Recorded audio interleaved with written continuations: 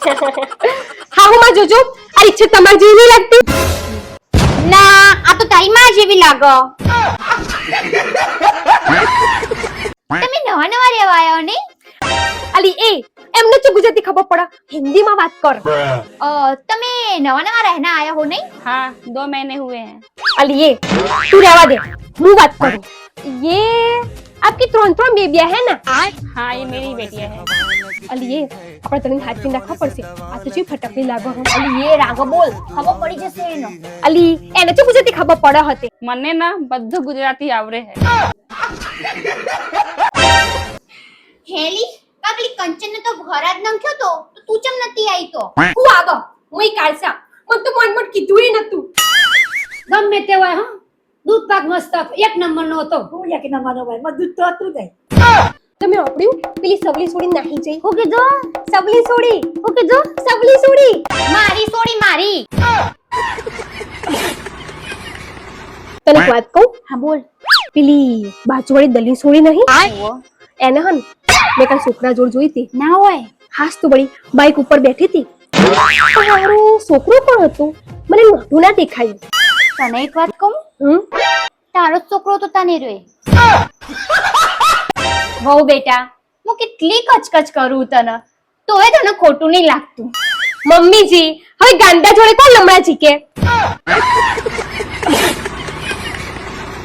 બૂન કચપ થઈ ગયું.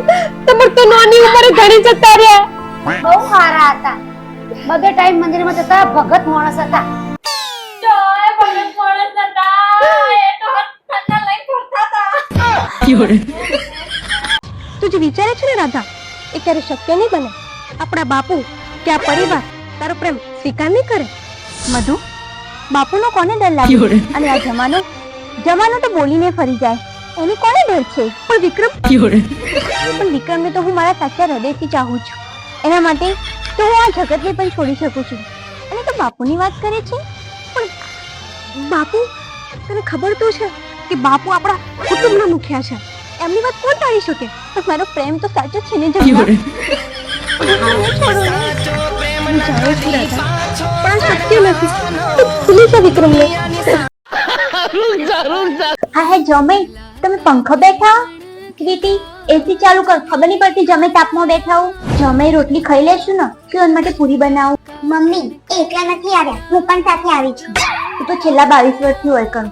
જમે પહેલી વાર આવ્યા. હા હે જમે તમે ખાધા પછી ચા પીવો? મને તો ખબર જ નથી. ક્રીટી તારા મને કહેવાય ના જાજન દૂધ લેતી હે.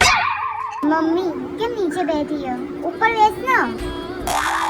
જમે ખાટલા બેઠા હોય અને મું ઉપર બેહું, લાજ ના આવે મને?